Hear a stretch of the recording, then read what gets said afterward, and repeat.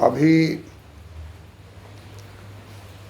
मैं इस बात पर चर्चा करना चाह रहा हूँ कि जॉन मेनार्ड केन्स ने जो अपनी पुस्तक लिखा है the general theory of employment, interest and money, इस पुस्तक में एक अध्याय दिया है उपभोग पर। उपभोग पर अध्याय दिया है। उपभोग का क्या अर्थ होता है? उपभोग का अर्थ होता है कि जो भी आपकी आय हो रही है उस आय से अपने ज़रूरत के वस्तुओं पर उपभोग करें, ज़रूरत के वस्तुओं पर उपभोग करें। तो केन्स महोदय ने इसका नाम दिया psychological law of consumption function. Psychological law of consumption function का मतलब क्या हुआ कि ये मनोवैज्ञानिक उपभोग का सिद्धांत है।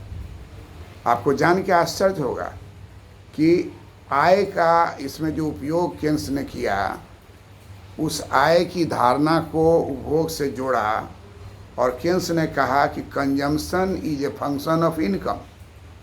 उपभोग आय का फलन है। क्या है उपभोग? आय का फलन है।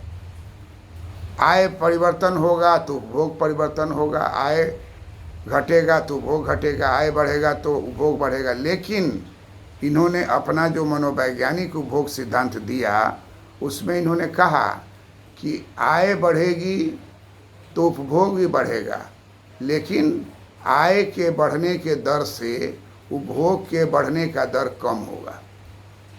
ध्यान देने योग्य बात है कि अगर आय में 20% वृद्धि हो गई तो उपभोग में भी वृद्धि होगी, लेकिन 20% से कम। उपभोग में भी वृद्धि होगी लेकिन 20% से कम वृद्धि होगी आय की तुलना में। तो इसलिए आय में वृद्धि होना स्वाभाविक है। अर्थव्यवस्था में आय में वृद्धि होती रहती है, लेकिन आय में वृद्धि होने से उपभोग में वृद्धि होगी तो आय के वृद्धि के दर से उपभोग का वृद्धि दर कम होगा। इसका मतलब यही हुआ कि आय का जो प्रवाह है वो उस प्रवाह में ये छिद्र का काम करता है। एक छिद्र का काम करता है। क्या है छिद्र का काम करना? तो वो है बचत। कि अगर आय आपका 20% बढ़ा और आपका उपभोग 15% ही बढ़ा तो इसका अर्थ हुआ कि 5% बचत हो गया। आय अगर 20% बढ़ा और उपभोग जो है 15% ही बढ़ा, 5% की बचत हो गई। तो इस 5% के जो बचत हो गई इसका नाम केन्स ने दिया लीकेज। अर्थव्यवस्था में बचत की धारणा को केन्स ने एक नए रूप में प्रस्तुत किया कि बचत जो है वो लीकेज है, रिसाव है। आय के प्रवाह में रिसाव है। एक पीरियड से दूसरे पीरियड में जब आय जाएगा तो बचत के रूप में रिसाव हो जाएगा। 100% उपभोग में वृद्धि नहीं होती है। उपभोग में वृद्धि होती है लेकिन आय में वृद्धि के दर से कम वृद्धि होती है। इस नियम को जेम्किंस ने नाम दिया प्रोपेंसिटी टू कंज्यूम। नाम दिया propensity to consume. Propensity to consume नाम दिया। क्या नाम दिया? Propensity to consume. जो उपभोग में कमी है, जो उसी को जो कमी हो रहा है जी। उपभोग में कमी नहीं है, उपभोग में वृद्धि हो रही है, लेकिन आय के वृद्धि के मुकाबले में कम हो रही है। There is direct relationship between consumption and income. Income rises, consumption rises.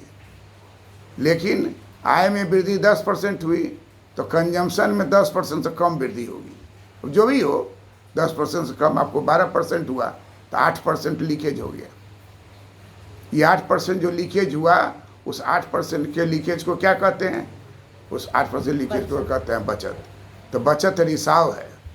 और उपभोग क्या है? उपभोग के बारे में कहा कि ये लेवरेज है। तो आय में जैसे ही परिवर्तन होगा तो अर्थव्यवस्था में लेवरेज भी होगा, लीकेज भी होगा। लेवरेज होगा कि उपभोग में वृद्धि हो जाएगी, लीकेज होगा कि जितना आय में वृद्धि हुई है इतना उपभोग में वृद्धि हो नहीं रही है।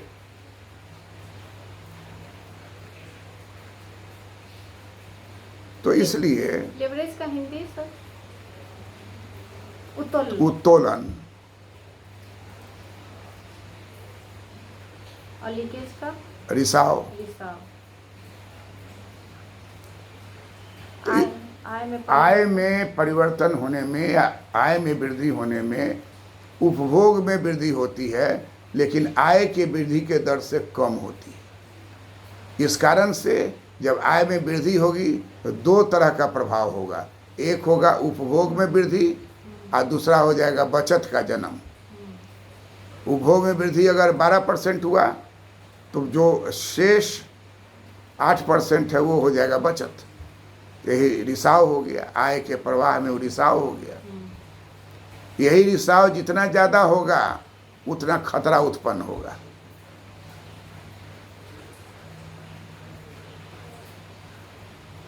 इसलिए केन्स महोदय ने उपभोग को लेवरेज, उत्तोलन कहा और बचत को लीकेज कहा।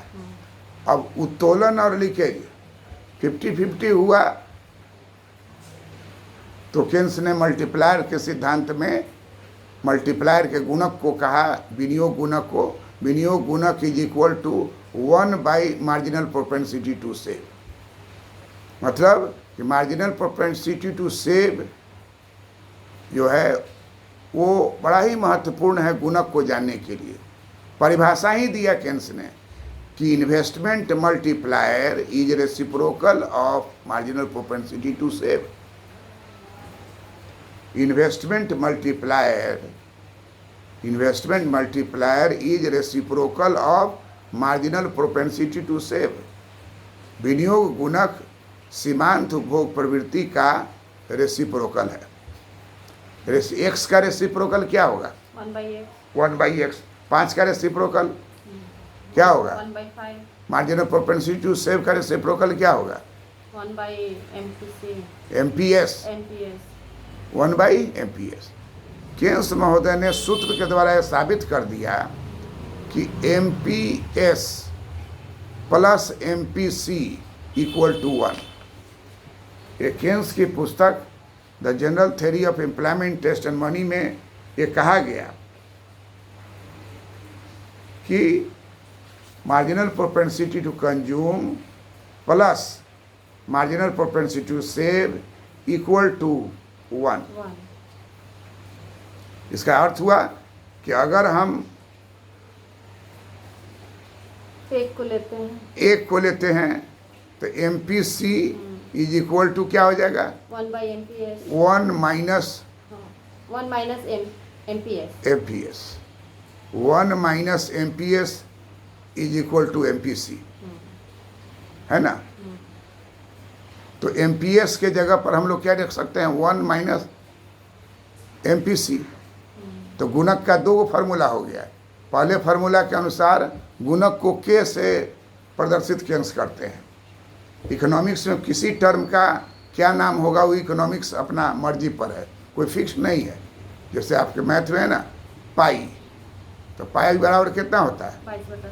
22/7। इनमें पाई जो है कहीं पर लाभ होगा कहीं पर लागत होगा, कोई उसका फिक्स नहीं है, ये ध्यान रखना है।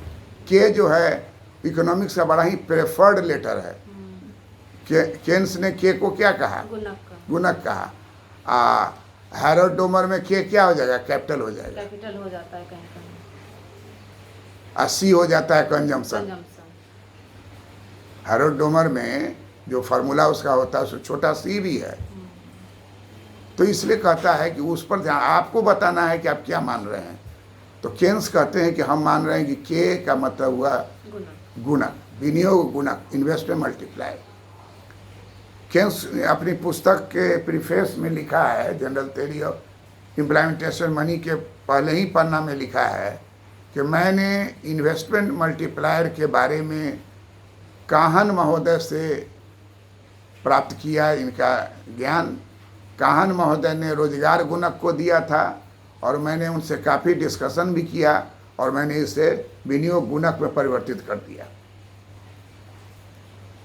तो पहले के अर्थशास्त्री जो थे वो किसी का चीज़ उपयोग करते थे तो कह देते थे कि अब उसका चीज़ लिए हैं, और आजकल जो है वो गाना है, मान लीजिए किसी और का कहेगा हम गए हैं, हमारा है। शेर किसी का है और कहेगा हमारा शेर है। तो इसलिए कहता है कि अर्थव्यवस्था में गुणक जो है, विनियोग गुणक होता है इक्वल टू 1/MPS। और चूंकि हम जान चुके हैं कि MPS का दूसरा फॉर्मूला होता है MPS इक्वल टू 1 - MPC। तो अब सूत्र आप लिख लीजिए, K बराबर 1/MPS, फिर लिखिए K बराबर 1/1 - MPC। ये आपको इसलिए बता रहे हैं कि आपको उपभोग का परसेंटेज मालूम हो जाए तो भी आप K निकाल लेंगे। अगर आपको बचत का परसेंटेज मालूम हो तो भी आप K निकाल लेंगे। आप निकाल के देखें, अगर MPC 2 है, MPC 2 है ना, तो MPS क्या कितना होगा, 8 होगा। 2% है तो MPS कितना होगा, 98%। MPC अगर 2% है, लिखिए ना, वो सॉल्व कीजिए। MPC 2% और MPS 98%, दोनों फार्मूला में डाल के देखिए कि कितना प्राप्त हो रहा है।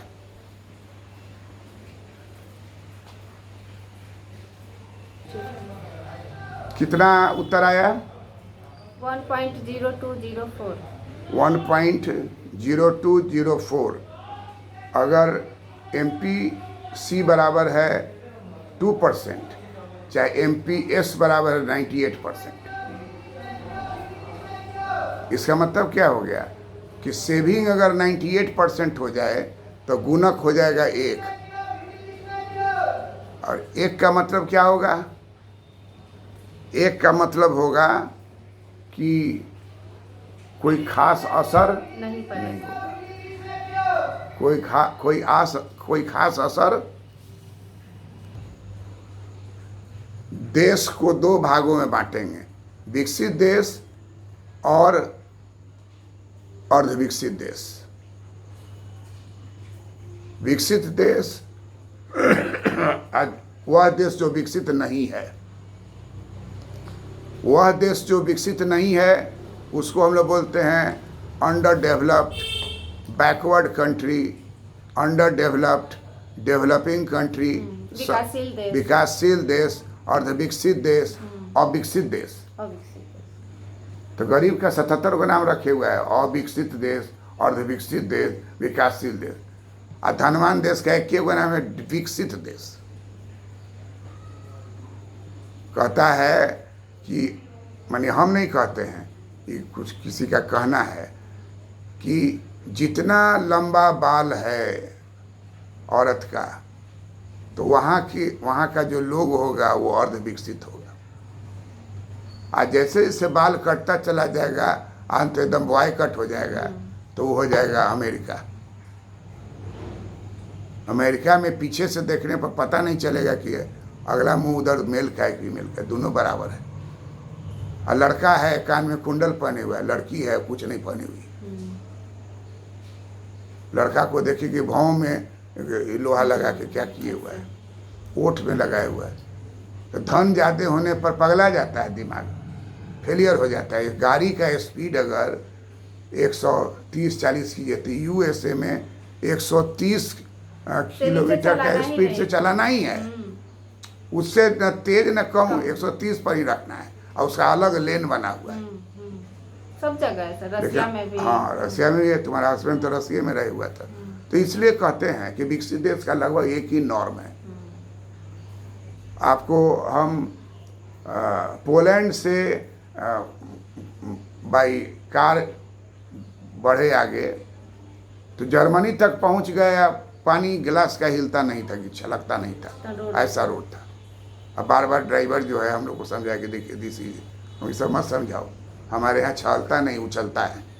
गिलास तिलास सब गिर जाएगा तुम्हारे कपड़े पर, ये मत सुनो।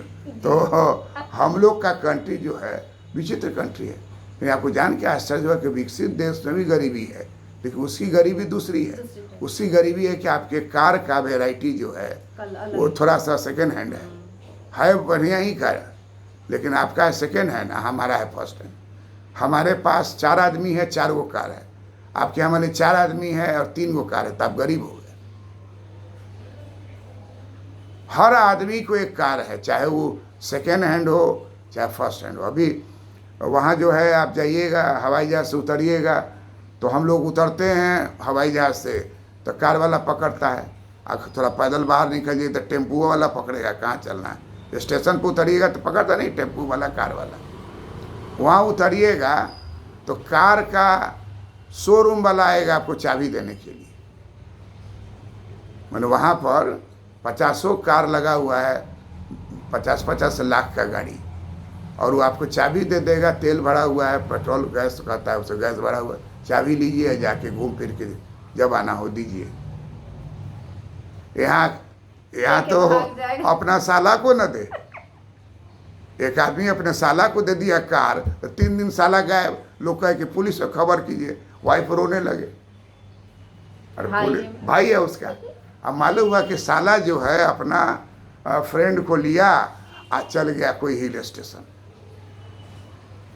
कहा कि बोले क्यों नहीं, तो बोलते तो जाने ही नहीं देते आप।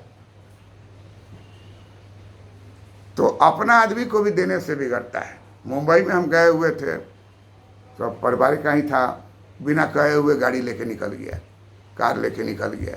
बहुत हंगामा हुआ कि पता नहीं उसको लाइसेंस है कि नहीं है, पकड़ा जाए। वहाँ जो है हर व्यक्ति का अपना लाइसेंस है, और लाइसेंस पे ही, जैसे बैंक का अकाउंट है वैसे लाइसेंस रद्द हुआ, सब चीज़ आपका रद्द हो जाएगा। डिसिप्लिन का पहला पहचान है कार का ड्राइविंग लाइसेंस।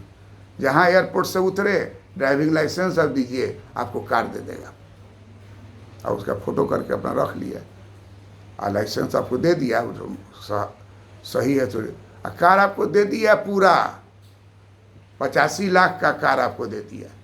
आराम से बैठिए, जाइए जहाँ घूम के जाना है, घूम फिर करके आइए। ये हम अपना अनुभव बताते हैं। तो इसलिए कहता है विकसित देश जो है वो हम लोगों के लिए एक गोल है कि वहाँ हमको जाना है, लेकिन हम जा पाएंगे कि नहीं, उससे बहुत सारा रिस्ट्रिक्शंस है, बहुत सारा फैक्टर्स है।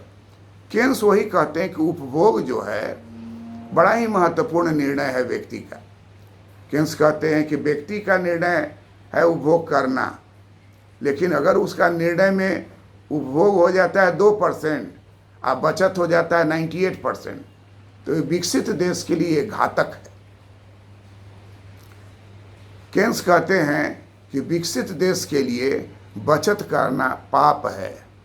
पाप को अंग्रेजी में वाइस कहते हैं। Saving is a vice. Question मान लीजिए बीपीएससी में आपको आ गया कि सेविंग इज ए वाइस, लिखें, टिप्पणी करें, तो इसका मतलब हो गया कि बचत जो है वो अभिशाप है, बचत जो है वो पाप है, क्योंकि बचत के बढ़ने से, उपभोग के घटने से, बचत के बढ़ने से अर्थव्यवस्था में रिसाव और उत्तोलन, लीकेज एंड लेवरेज, दोनों में संबंध जो है बिखर जाता है। और अगर लीकेज है 98%, मतलब बचत है 98% और लेवरेज है 2%, तो उत्तोलन नहीं होगा, ऊपर उठेगा ही नहीं आपकी अर्थव्यवस्था, विनियोग नहीं होगा, उपभोग नहीं होगा, अर्थव्यवस्था आपका हाल्ट में हो जाएगा, स्थिर हो जाएगा, स्थैतिक हो जाएगा, घटता हुआ हो जाएगा। केन्स कहते हैं कि बचत और उपभोग ये दोनों जो हैं वो एक दूसरे का अपोजिट है। बचत बढ़ेगा तो उपभोग घटेगा, उपभोग बढ़ेगा तो बचत घटेगा, और यही कारण है कि दोनों को जोड़ने पर 1 होता है। उपभोग है 2%, सीमांत उपभोग प्रवृत्ति है 2%, और सीमांत बचत प्रवृत्ति है 98%। तो दोनों परसेंट जोड़ोगे तो 100% हो जाएगा। 100% मतलब क्या हुआ? 1। 100/101। तो ये as a rule it is a truth कि MPC plus MPS is equal to 1, therefore MPS is equal to 1 minus MPC। और गुणक का जो फार्मूला उन्होंने दिया तो वो देखो कि कमीशन में क्वेश्चन रहता है कि गुणक तथा MPC में क्या संबंध है, कंजम्पशन फंक्शन में और मल्टीप्लायर में क्या संबंध है। कहा कि कंजम्पशन में या मल्टीप्लायर में बहुत अच्छा संबंध है। मार्जिनल प्रोपेंसिटी टू कंज्यूम जितना बढ़ेगा मल्टीप्लायर उतना ही ज़्यादा होगा। मार्जिनल प्रोपेंसिटी टू कंज्यूम, क्या बोले, मार्जिनल प्रोपेंसिटी टू कंज्यूम जितना बढ़ेगा तो गुणक का आकार उतना ही ज़्यादा जाएगा।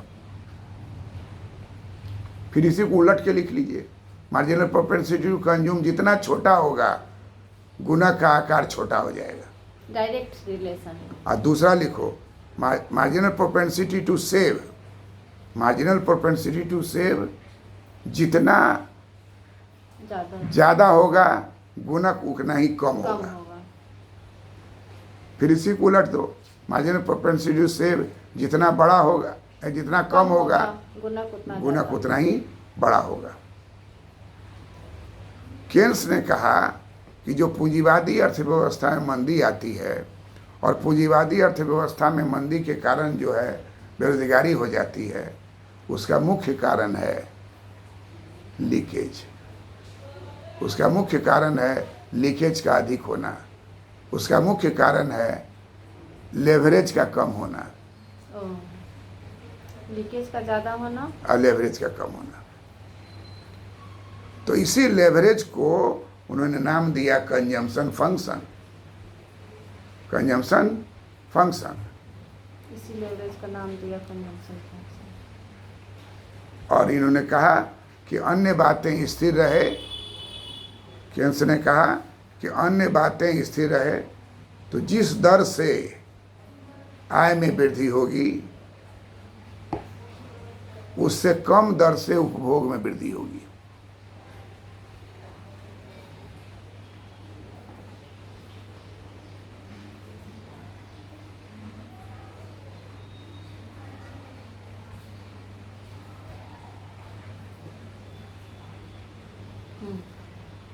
और इसलिए देखिएगा कि उपभोग का जो कर्व होता है नीचे से ऊपर जाता है लेकिन 45 डिग्री नहीं रहता है। 45 डिग्री में क्या हो जाएगा, एक बराबर हो जाएगा। टिल्टेड रहता है, टिल्टेड रहता है।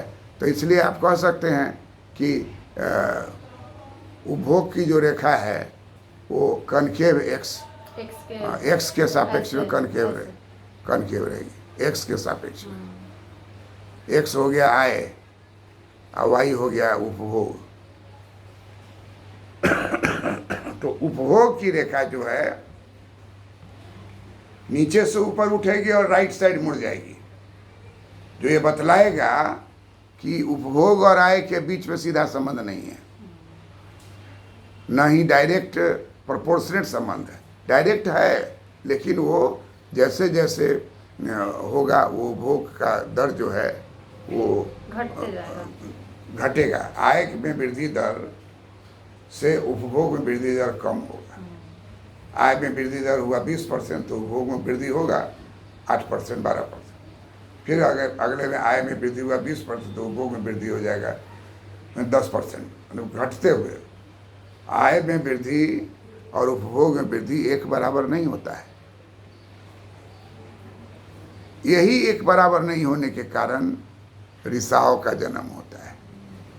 और इसी रिसाव के कारण जो वस्तु बन गया फैक्ट्री में वो पूरा का पूरा बिक नहीं पाएगा, क्योंकि उपभोग जो है, उपभोग वाला काम जो है वो कम करेगा, वो बचत कर लेगा।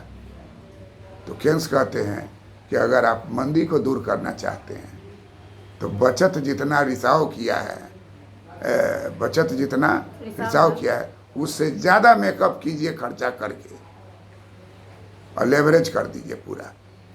प्राइवेट आदमी नहीं करे तो सरकार लेवरेज करे, हाँ जी। सरकार खर्च बढ़ा दे, हजारों हजार पुल बना दिया, हजारों हजार फ्लाईओवर बना दिया, रेलवे लाइन कर दिया, ये सब करके सरकारी उपभोग से, निजी उपभोग भले कम हो गया है, सरकारी उपभोग करने से, सरकारी खर्च करने से अर्थव्यवस्था में रिसाव क्या हो गया? कम हो गया, रोजगार बढ़ गया, आय बढ़ गया, उपभोग बढ़ गया, रोजगार बढ़ गया। केन्स ने कहा कि अर्थव्यवस्था में, केन्स ने कहा कि अर्थव्यवस्था में जब भी हम लोग देखते हैं तो क्या पाते हैं?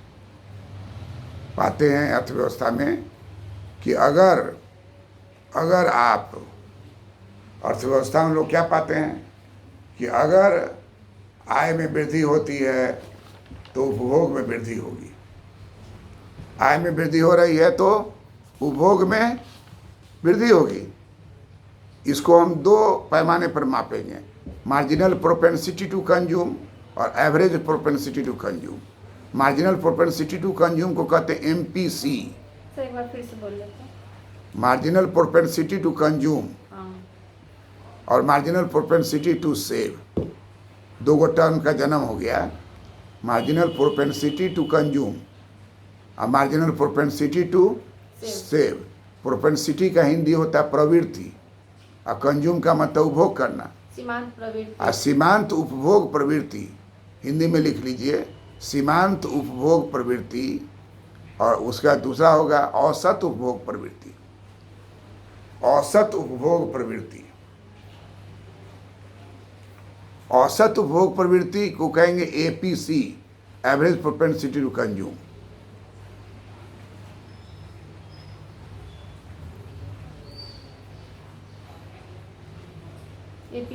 APC केन्स कहते हैं कि अगर अर्थव्यवस्था में MPC कम हो गया और MPS क्या हो गया? अधिक हो गया। MPC कम होगा और MPS क्या हो जाएगा? अधिक होगा। दोनों मिला के 100% होगा, तो गुणक का आकार छोटा हो जाएगा।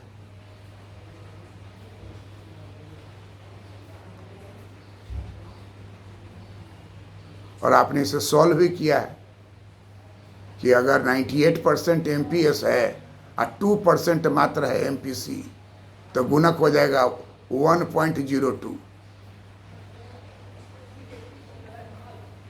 तो कुछ भी परिवर्तन नजर नहीं आएगा।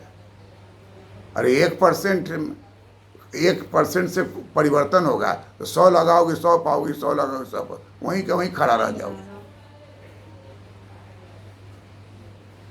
1 से बड़ा होगा तब जब उल्टा हो जाए।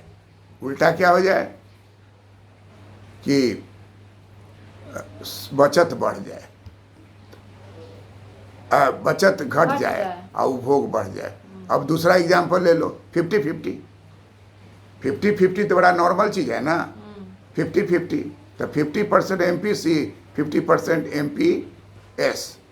गुणक निकालो, 1/50% बराबर क्या हो जाएगा? 1/50/100 बराबर 2। 1/1 माइनस MPC, तो इसको भी सॉल्व करो, 1/1 माइनस 50%, तो 50/100। नीचे हल करोगे LCM लो, 100 हो जाएगा, ऊपर कट के हो जाएगा 2। तो दोनों से 2 आ गया। तो क्या निकला कि बचत को हम लोगों ने 98 से घटा के 50 पर कर दिया, तो बचत को घटा दिया और उपभोग को 2% से बढ़ा के 50% कर दिया। तो अर्थव्यवस्था में गुणक 1 से बढ़ के क्या हो जाएगा? 2।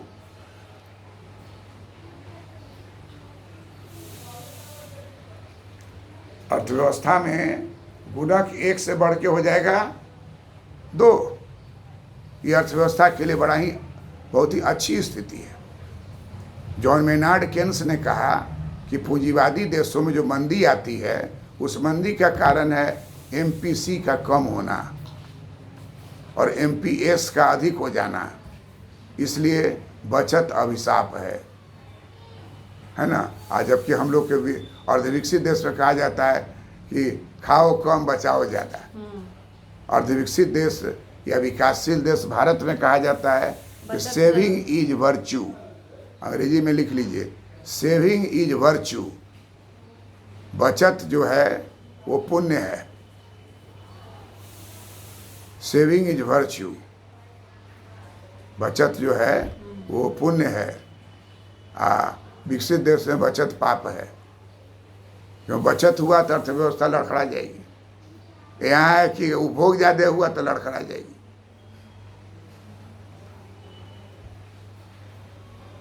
और यही कारण है कि वहाँ बचत पाप है, इसलिए बैंक में ब्याज दर है 0। पैसा रखो और मत रखो, ब्याज दर 0 है। यहाँ क्या है कि बैंक में ब्याज दर है 5% 6%, मतलब रखो तो लोग उसको देख के अपना रखा, बचत किया। वहाँ पे बचत नहीं करना है, बचत तो पाप है, खर्च। वहाँ का कोई भी व्यक्ति बैंक बैलेंस अगर है तो वैसे ही है, उसमें कोई बढ़ोतरी नहीं होता है, तो वो शेयर खरीदता है।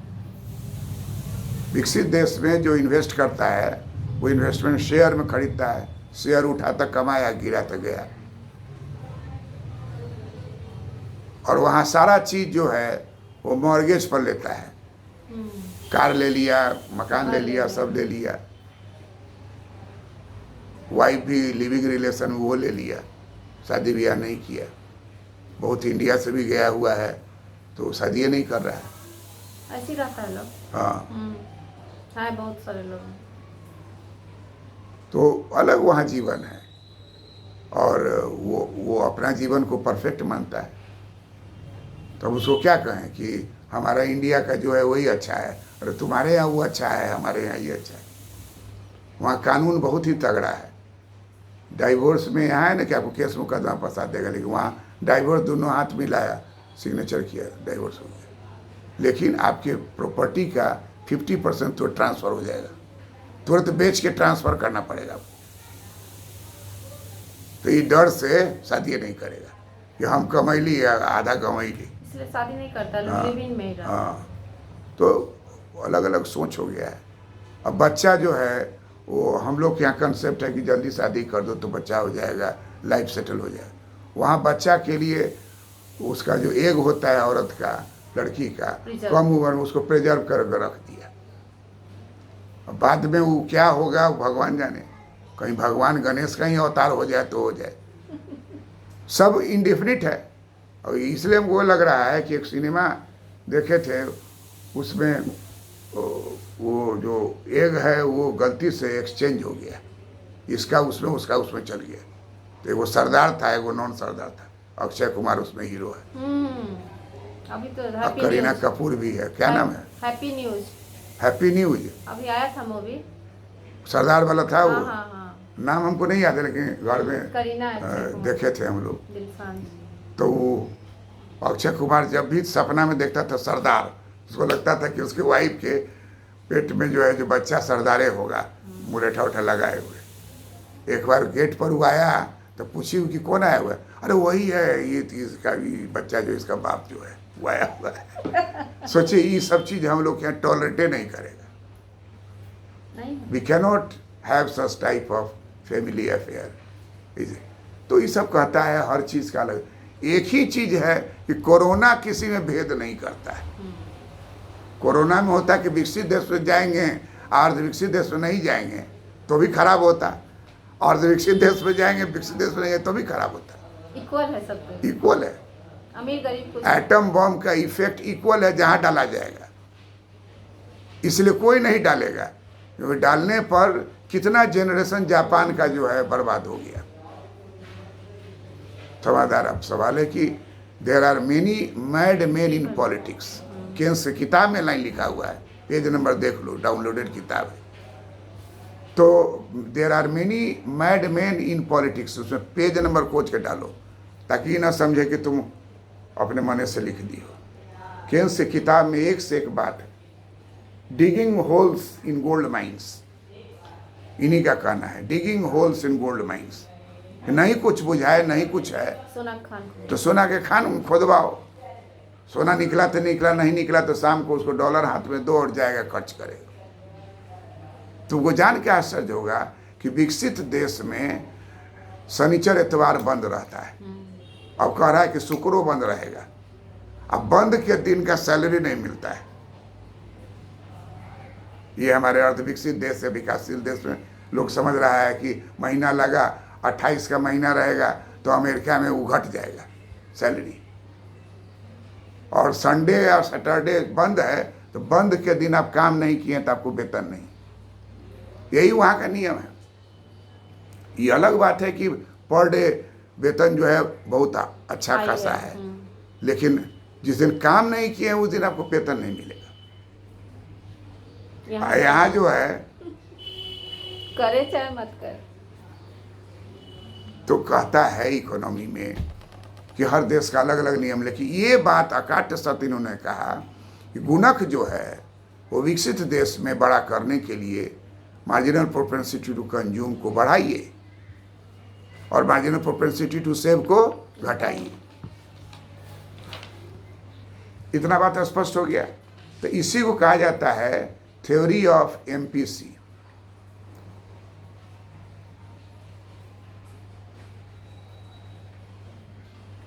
इसी को कैलकुलस में कहते हैं कि C is a function of Y, तो D C by D Y, C is a function of Y.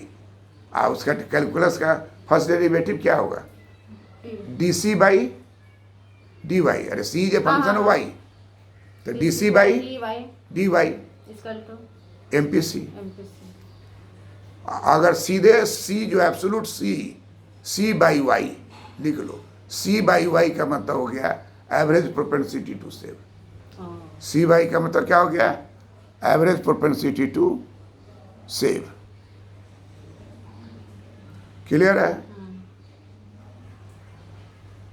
तो हम लोग कंक्लूजन पर आ रहे हैं कि केन्स ने कहा कि marginal propensity to consume leverage है और marginal propensity to save leakage है। अर्थव्यवस्था में मंदी आती है लीकेज के कारण, और मंदी को दूर करने के लिए लेवरेज को बढ़ाना होगा। इसलिए सरकार को अधिक से अधिक खर्च करना चाहिए, और अधिक से अधिक सरकार खर्च करे मंदी के समय, तो एमपीसी सरकारी क्षेत्र का बढ़ जाएगा, खर्च होने लगेगा, तो अर्थव्यवस्था में गुणक क्या होगा? बढ़ जाएगा। अर्थव्यवस्था में मंदी दूर होगी, उत्पादन होने लगेगा, मांग होने लगेगी। इसलिए लीकेज को कम करें और लेवरेज को बढ़ाएं। अगर निजी कोई व्यक्ति नहीं बढ़ाना चाह रहा है, सरकारी हस्तक्षेप हो, सरकार खुद खर्च करे, सरकार खुद उपभोग करे, और ऐसा उपभोग करने से अर्थव्यवस्था में मंदी दूर हो जाएगी। लेकिन केन्स ने एक मान्यता रखा कि अल्पकाल में एवरेज एग्रीगेट सप्लाई फंक्शन स्थिर रहता है। अल्पकाल में एवरेज नहीं, एग्रीगेट सप्लाई फंक्शन एएसएफ स्थिर रहता है, नंबर 1। नंबर 2, कंजम्पशन अल्पकाल में स्थिर रहता है, कंजम्पशन अल्पकाल में स्थिर रहता है। नंबर 3 लिखो, विकसित देश में यह सिद्धांत लागू होगा। केन्स का उपभोग सिद्धांत जो है वो विकसित देश में लागू होगा, है ना, अर्ध विकसित देश में नहीं लागू होगा। तो यहाँ पे कौन सा लागू होगा? वो अलग बात है, अर्ध विकसित देश में लागू नहीं होगा। क्यों? हम तो बताए ना कि यहाँ बचत पुण्य है, और वहाँ बचत पाप है, अभिशाप है। बचत किए कि देश बर्बाद हो गया, ये बात घर में कीजिएगा तो मारेगा ही। सैलरी लेके आया, लेके भागे, सबको उड़ा ले रहा है। यहाँ तो गिन के रखता है कि अंतिम तारीख तक ले खर्च हो। तो ये बात हो गया। तो हम लोग जो अभी पढ़े समझे वो केवल पढ़े क्या, what is psychological law of consumption function, BPSC में आएगा। What is propensity to consume, BPSC में आएगा। What is relation between propensity to consume, marginal propensity to consume and multiplier, ये आएगा। शॉर्ट नोट्स में आवे relationship between MPC and multiplier आएगा। Project officer के परीक्षा में आएगा, ये मिला के, ताकि आपको कंसेप्शन है कि नहीं। आ जाएगा सेविंग इज ए वर्चू, किस देश में लागू होता है? सेविंग इज ए वाइस, किस देश में लागू होता है? ये सारी बातों को लिख करके आपको जमा करना है। That's all, thank you.